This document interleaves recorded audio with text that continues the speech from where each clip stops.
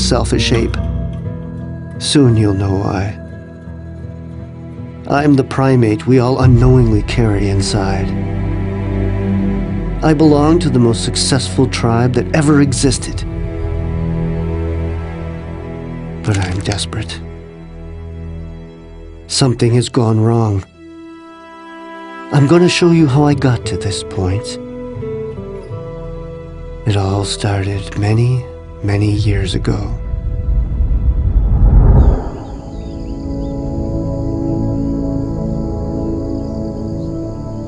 This is the oldest story in the world. The war that made not only us primates what we are, but all the other animals as well. Our lineage evolved out there, in a dangerous world in which only the winners are capable of surviving.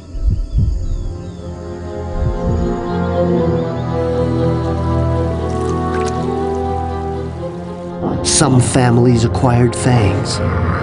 Others procured amazing adaptations that enabled them to prosper in the most inhospitable places on the planet.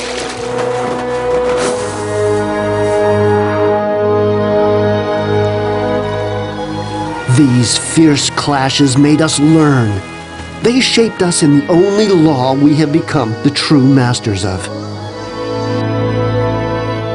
To compete, to eat, to destroy.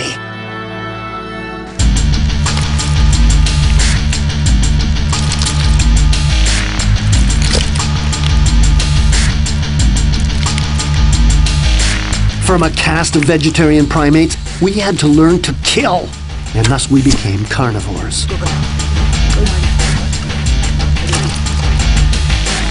But our tree-dwelling past shaped us forever.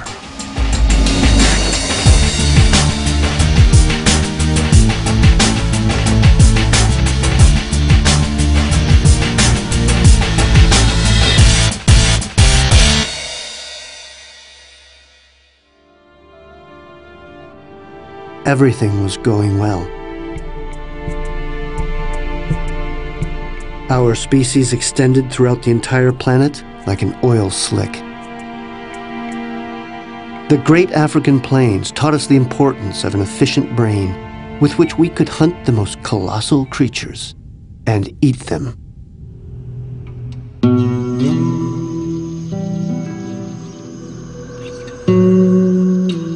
The plain dwellers lived in immense herds that provided us an abundance of meat.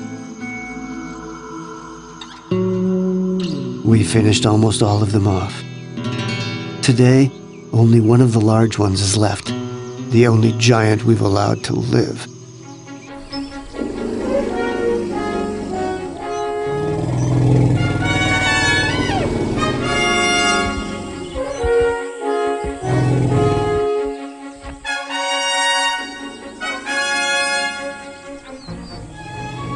The African elephant is a vegetable-eating machine that can radically change the landscape it inhabits. It is the mega herbivore, a 21-kilogram heart at the service of a trunk. This, the greatest devourer of plants on the planet, is not the only one capable of irreversibly altering its environment.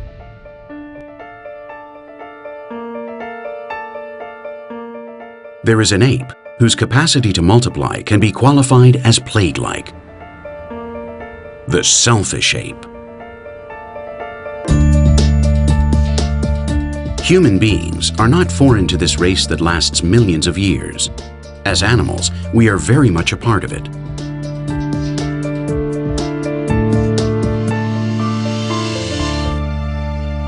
We belong to the ancient lineage of primates.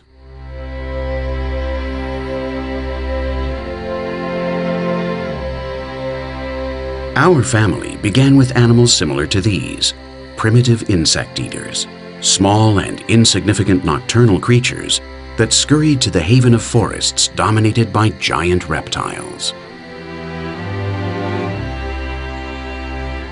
Little by little, these big-eyed shy beings expanded their diet and solved the digestive problems brought on by consuming plants. Our ancestors discovered that fruit and leaves were abundant. In order to exploit this new resource, evolution provided them with everything they needed. Their vision improved to find ripe fruit. Their eyes moved to the front of their face, and their hands evolved to grab and rip with precision. With this new binocular vision in color, their appendages fit for manipulation, and their ever-increasing brain size, they slowly dominated the three-dimensional world of trees. Between 25 and 35 million years ago, these animals began to evolve into true monkeys.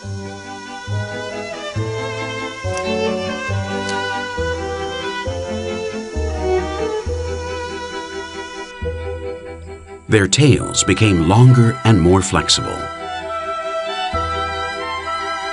Instead of running and jumping, they began to use their arms, swinging and grabbing on with their hands.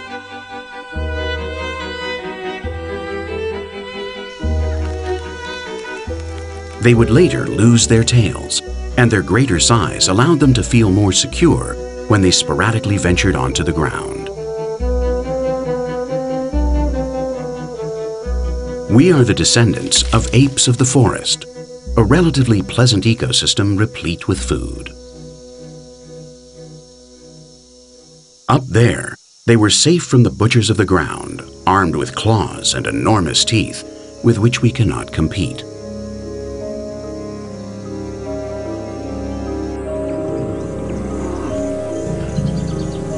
But something happened. Some 15 million years ago, because of a global climatic upheaval, forests became smaller. Ancestral monkeys were then faced with a dilemma. They either hung on to what was left of their old wooded homes, or they would be forced out into the dangerous savannas. We were literally expelled from paradise, from our fruit-filled garden. The ancestors of the large primates of today decided to stay. It was a bad decision, because things have not gone well for them since then.